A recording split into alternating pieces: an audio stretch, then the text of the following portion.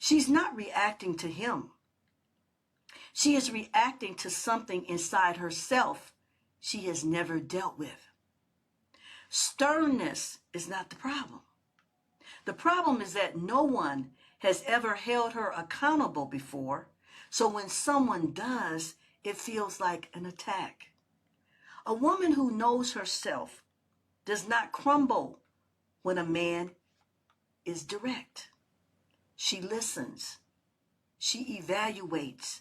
She responds with clarity. And that changes everything about how men see her. Most women think they understand men. They don't. They understand their feelings about men, and that is a completely different thing. To understand how a man thinks, what he values, how he makes decisions, you have to listen to a man. Not just hear. Listen. It's a distinct difference.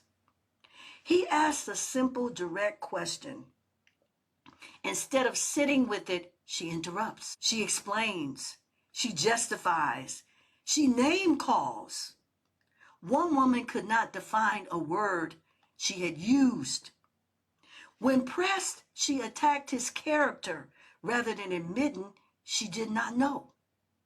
A man does not want to walk on eggshells every time he needs to speak truth to the woman he loves. He wants a woman who can receive what he is saying, sit with it, and respond with maturity, not emotion.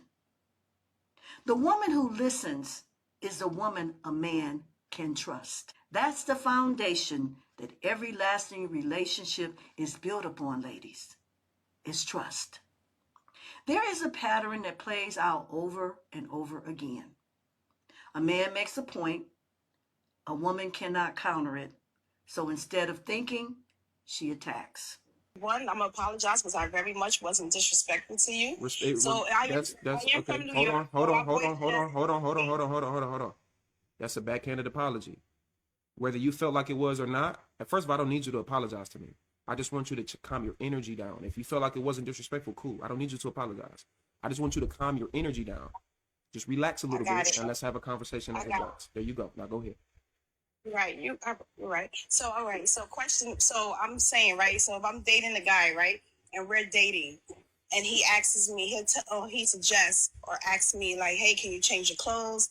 I don't like what you're wearing." Mm-hmm. Okay, that's a boundary for me, right? That's not controlling. But then you have men. We're not going to act like men are not controlling or they're not trying to control women. You have situations where women get into situations with guys where you feel like it became a boundary, and now it becomes down the line. He's a controlling man. He doesn't want you to be with your family. He doesn't want you to be with your friends. He's controlling your dynamic. And I want to know, do you feel that as a boundary or do you feel it as controlling? Okay, so let me clarify what I was saying. So do you know what an example is? Yes, I do. Okay, so when I brought up Chris Brown, I was given an example to say the reason why I brought that up was because a lot of women, they pick and choose when they want to insert the word control. So if you're a boyfriend who's a regular guy, if he tells you to change your outfit, you won't listen. I'm not saying you, I'm giving an example. You is in hypothetically who it is. You won't listen and you'll say, no, that's controlling and that's insecure. But if Chris Brown says it, right?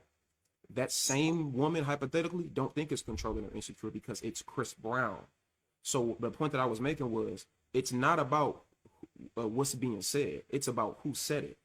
That's the only reason why I brought up Chris Brown, meaning that if a woman reveres this man in a high enough standard, she don't feel like it's controlling. Women pick and choose. So if it's controlling, it has to be controlling across the board. It can't be controlling because the $50,000 dude said it or the $50 million dude said it. It wouldn't make a difference because it's not about the money or who he is as a man. It's about what he's saying. So if it's controlling, it got to be controlling across the board. Now, what I was trying to also say to you was control is force. So if I tell you I don't want you to do something and I'm putting like an ultimatum or I'm like standing in front of the door and you want to go out or some shit, that's where it starts to get controlling because I am trying to just hoard you and keep you to like, you know what I'm saying, in some type of like box or some shit like that. Now, the point that I'm making is what I'm saying is a boundary. So if you agree to my boundary, that's not control. That's two people that agree. So if I tell you, Ani, I don't want you hanging with this person because I don't think that this is a good look for you. I don't think this woman is good for you. I think she's a bad influence, and I don't think that she is a woman that makes you a better woman. Now, if you be like, you know what, and I understand that, I agree. You know, I agree with you. I'm gonna go ahead and listen to you. That's not control because first of all, I didn't tell you. I asked you. But even if I did, it shouldn't.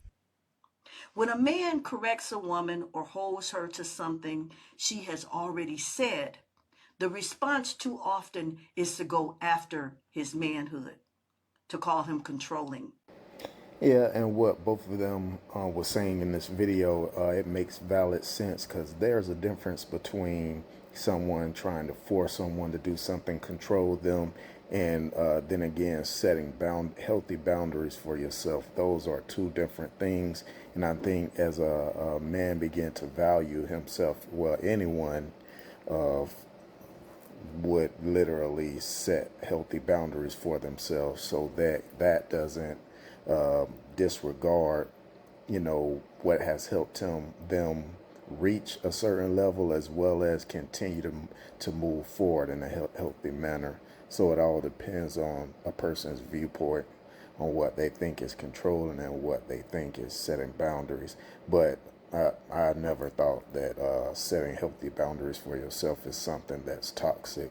So it's good to understand the difference between the two, especially if you're looking for a healthy relationship.